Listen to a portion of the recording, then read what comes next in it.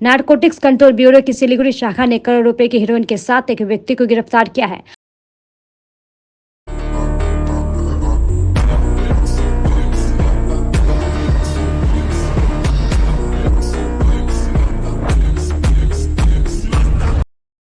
Narcotics control bureau की सिलीगुड़ी शाखा ने करोड़ रुपए की हेरोइन के साथ एक व्यक्ति को गिरफ्तार किया है। आरोपी का नाम जीतू बर्मन है। बताया गया है कि गुप्त सूत्रों से मिली जानकारी के आधार पर नारकोटिक्स कंट्रोल ब्यूरो की सिलीगुड़ी शाखा के अधिकारियों ने बतासी रेलवे स्टेशन के पास अभियान चलाया और हेरोइन के साथ उक्त व्यक्ति को गिरफ्तार किया। उसके पास से 417 ग्राम हेरोइन बरामद की गई है, जिसकी बाजार कीमत करोड़ रुपए है। आज आरोपी को सिलीगुड़ी अदालत में पेश किया गया तो अदालत ने उसे 2 दिनों की जेल हिरासत में भेजने का आदेश दिया। आरोपी को सोमवार को दोबारा एनडीपीएस अदालत में पेश होने का आदेश दिया गया है। नारकोटिक्स कंट्रोल ब्यूरो पूरे मामले की जांच कर रही है। বললাম আজকে আমাদের হচ্ছে narcotic control bureau Siliguri zonal unit. এই narcotic control bureau Siliguri zonal ইউনিটটা গত 6 মাস খানিক 6 মাস ধরে এখানে হয়েছে। এরা কলকাতা নারকোটিক কন্ট্রোল ব্যুরোর যে রিজনাল ইউনিট আছে তারই শাখা হিসাবে শিলিগুড়িতে একটা শাখা এস্টাবলিশ হয়েছে এবং এরা নারকোটিক কন্ট্রোল ব্যুরোর একটা টিম গতকাল এসএসবি কে সঙ্গে নিয়ে রাত্রি 11টার দিকে এরা যায় হচ্ছে ওই কি থানা খড়িবাড়ি থানা এলাকার বাতাসি যে রেল স্টেশন আছে সেই বাতাসি রেল স্টেশনের কাছে এবং সেখানে ওয়েট করছিল। গোপন সূত্রে খবর ছিল যে জিতু বর্মন যে ধরা পড়েছে এক ব্যক্তি আসবে, সে তার কাছে যে ব্যাগটা আছে সেই ব্যাগের মধ্যে নারকোটিক আছে এবং সে হ্যান্ডওভার করার কথা। তারপরে যেহেতু এসএসবি এবং এনসিবির লোকজন ওখানটা ওয়েট করছিল, কোনোভাবে হয়তো বুঝতে পেরেছে, তা আলটিমেটলি যার নিতে আসার কথা সে আর আসেনি। তখন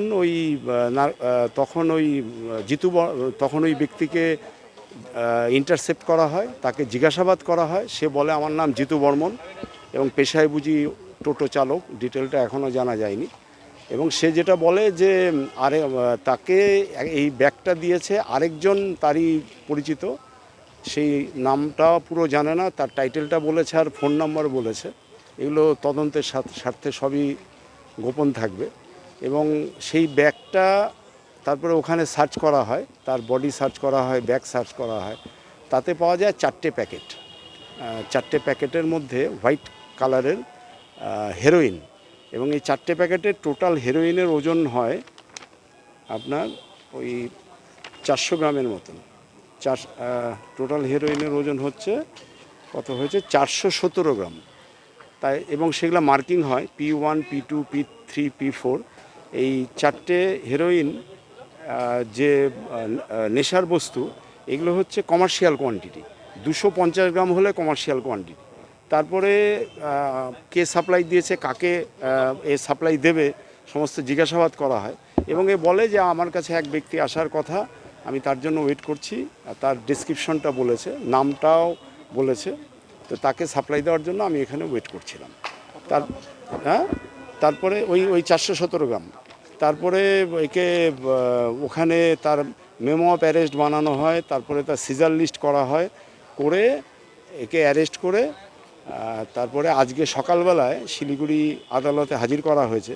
তো যেহেতু আজকে রিমান্ড ফাইল, ছুটির দিন, সেজন্য মহামান্য আদালত, আজকে যে ভারপ্রাপ্ত আদালত, উনি আদেশ দেন যে আগামী সোমবার একে যাতে নাকি এনডিপিএসের জন্য যে স্পেশাল জাজ সেখানে যাতে হাজির করা হয় এবং এই পর্যন্ত তার জামিনটা রিজেক্ট হয়েছে।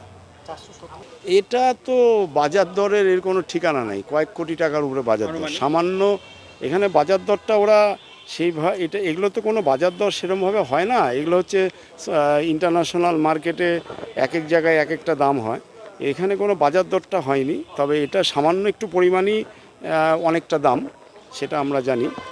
আর এবং এই এনসিবির শিলিগুড়ির এর সঙ্গে আরও কারা কারা জড়িত আছে সেগুলো তদন্ত চলছে, তদন্তের পরে আরও জানা যাবে। এর নাম হচ্ছে জিতু, কয়েক কোটি টাকা দাম তো হবেই।